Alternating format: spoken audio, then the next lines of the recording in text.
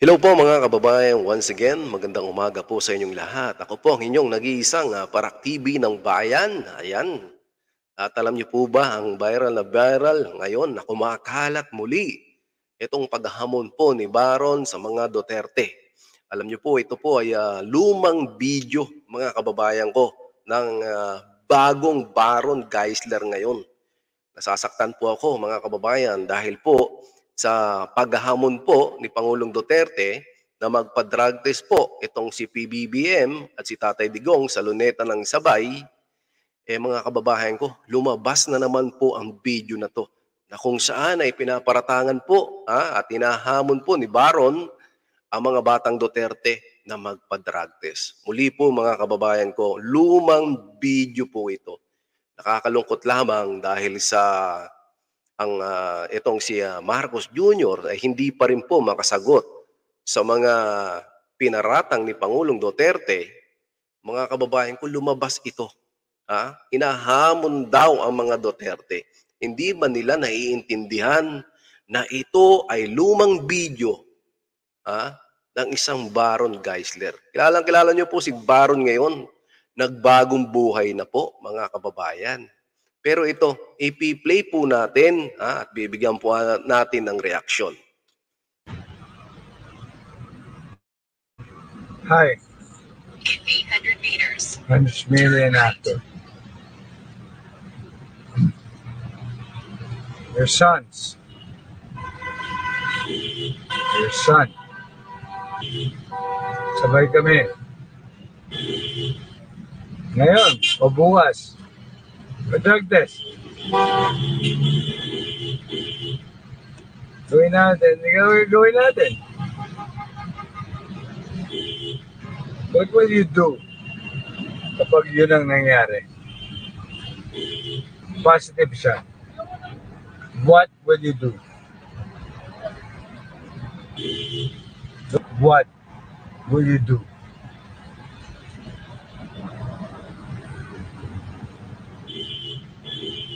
By tomorrow, I challenge you.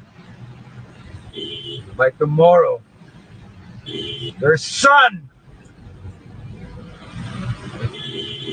any cancer, drugs, game. 200 meters.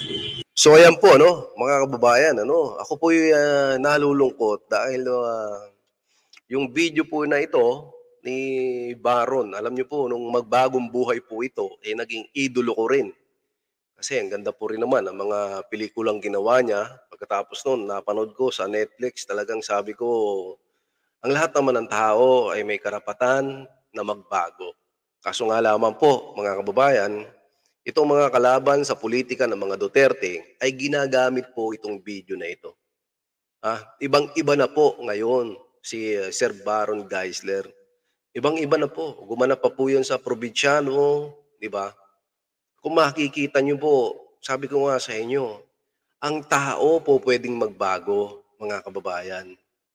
Huwag niyong gamitin ang masamang nakaraan ng isang tao para lamang sa pampolitical na interest nyo. Hindi na po ito obra, mga kababayan, di ba? Andito, ang hinahamon niya kasi dito sa past video po ito. Huwag po kayong magagalit kay Baron, mga kababayan.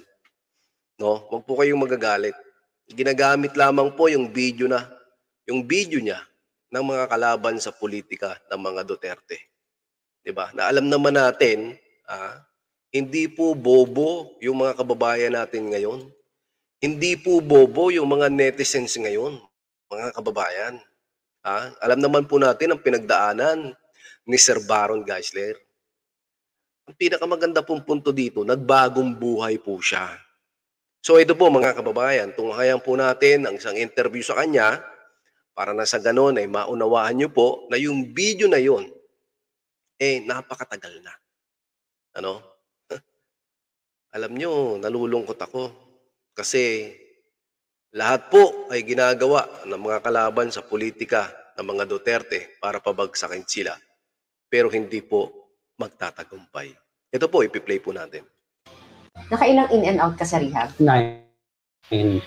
Nag-usap na kami ni YC nung paglabas ni Talitha Kumi, our 3-year-old daughter, na, Baron, pag uminom ka, papapick up kita.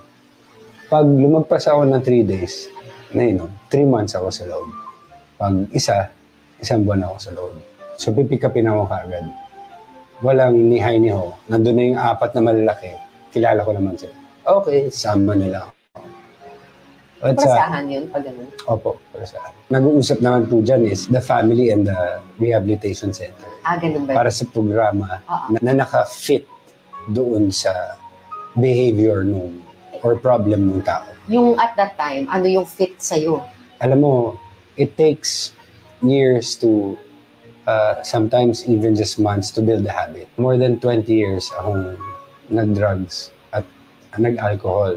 It will take that much amount also for me to heal myself. So I'm still in the process of healing, working on my structure, and I'm not perfect. There are times that I slip, pero hindi na ako. Ang kagandahan because of our program, it just says keep coming back. It works if you work it. Ngayon na may pamilya na ako, tapos nagising na ako sa katotohanan, na-rehab na ako, na-realize ko kung gaano kahalaga ang buhay, kung gaano kahalaga ang friendships, kung gaano kahalaga ang respeto sa sarili, kilalanin ang sarili, at pagmamahal ng Diyos, kakalimutan ko na yung industriya. Kasi wala na sinira ako na Yung time na yun, wala na, nobody would buy. And then, ang pinayo sa akin, magbasa ka ng Bible every day, mag-devotion ka, mag-meditate ka, magbasa ka ng maraming libro. After 1 year, my mentor said, I think it's about time for you to ask God for a miracle. Just that one call that will change your life. Pray. Keep praying, Baron. And true enough, 2019,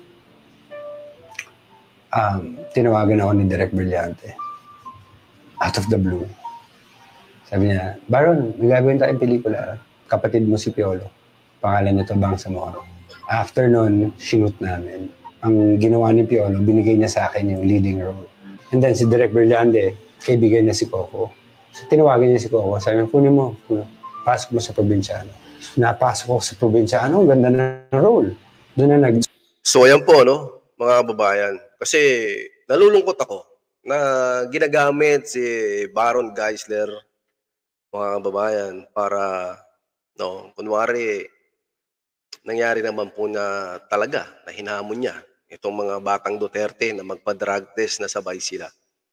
Pero matagal na po ito, muli inuulit ko po sa inyo. Hindi po ba, mga kababayan?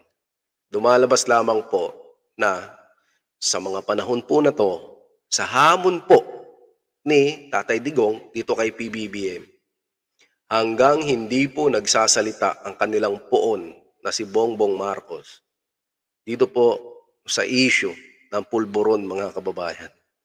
Kung ano-anong mga video ang lalabas, asahan na po natin ito. Mr. Baron Geisler, ako po ay isa po sa mga nanood po ng inyong pelikula dito sa Netflix. Ayan, may commercial pa tayo. Napanood ko talaga. Nakita natin. Kasi kung nakikita nyo kanina, yung paghahamon niya, mga kababayan, hindi ko alam kung high siya sa alcohol or high sa pulburon. Nakita nyo po, ibang-iba na si Baron Geisler ngayon. Please po, mga kababayan, wag na po natin itong patulan, itong issue na to. At kaya nga po, sa mga kapatid ko po na nandito sa politika, sa mga kababayan ko, piliin po natin, mga kababayan, yung mga nagba-viral ng videos na mga napapanahon ngayon. Muli, ang paalala ko po sa inyo, kilalanin po natin itong ating mga politiko. Malapit na po ang 2025 election. Although yung 2028 napakalayo pa. Pero yung 2025 election po kasi, malaki po ang magiging kinalaman nito sa darating na 2028 election. Ulitin ko po, Mr. Baron Geisler, saludo po ako sa inyo. dahil nakuha nyo po na magbagong buhay. Although, itong paghamon nyo po nung una dito sa aming Tatay Digong, sa kanyang mga anak, sabi ko kay matagal na ito. Ang lahat ng tao pwedeng magbago, mga kababayan. Tandaan nyo po yan. Hindi po ba? O pwede rin po itong mangyari sa'yo, sa akin, sa mga kapatid natin. So, ayan po mga kababayan. Ngayong umaga na to, gusto ko pong tapusin ng pagtatanong kung tama ba na gamitin itong video ni Baron Geisler laban sa mga Duterte. Muli, ako po ang inyo nag-iisang paraktibi ng bayan, Solid Duterte supporters mula noon hanggang ngayon. Magandang umaga po sa inyong lahat at maraming salamat po. I love you all. Bye-bye. Ingat po. Mabuhay. Lagi po kayo mag-iingat. God bless po sa ating lahat.